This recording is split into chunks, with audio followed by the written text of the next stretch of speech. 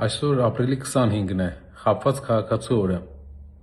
Ժամանակին մի ֆիլմ կար, որ գլխավոր հերոսին պատժում են նրանով, որ թույլ չեն տալիս նրան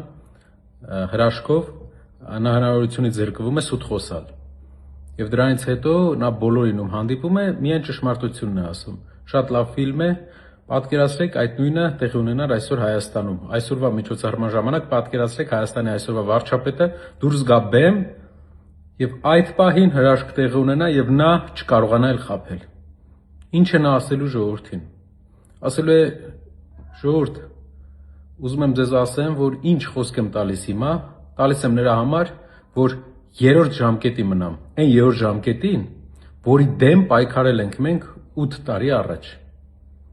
Ասելու է ժողովուրդ, ես ձեզ խոսք եմ տվել 2021-ին իմ նախընտրական խոստումների մեջ գրել եմ,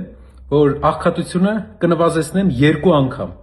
բայց չեմ կարողացել, չեմ նվազեցրել, որտեղ ուրիշ բաներով էի զբաղված, անգամ 2%։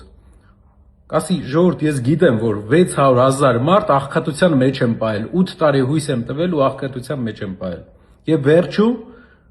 ընդամենը 10,000 դրամով թոշակ եմ բարձրացրել, մտածելով, որ ժողովուրդը ինձ կների նա, որ 600,000 մարդու աղքատության մեջ եմ պահել։ Չնայած որ խոսք էի տվել 2 անգամ նվազի աղքատությունը։ Կասի հարևան երկրի հետ ես պայմանավորվել եմ, որ դեռ չկրակի, ես իր ամբողջ պահանջները կկատարեմ, միայն մինչև ընտրությունը չկրակի, որ աթոռս պահպանեմ։ Այդ ժամանակ համ սահմանադրություն կփոխեմ, համ հնարավորություն կտամ, որ իրանց ազգի ներկայացուցիչներին, ադրբեջանցիներին բերեն Հայաստան բնակեցնեն։ Նա կարող է նաև ասել, որ ժողովուրդ, ես խոսք էի տվել, որ ձեր գրպանը չեմ մտնի, բայց բոլորիդ ընտանիքների վրա վերջի 8 տարվա ընթացքում $10,000 վարկ եմ վերցրել։ Եվ այդ ժամանակ ինձ շատ հետաքրքիր է, ինչ կպատասխանի մեր խաբված ժողովուրդը։ Այսօր ապրիլի 25-ն է, խաբված քաղաքացու օրը։ Հաջորդ կառավարությունն էլ պահպանելու է այս օրը եւ ուղղակի տոնի օրը լինելու է խաբված քաղաքացու օր, որ մենք հիշենք, որ ամեն լավ խոսացողին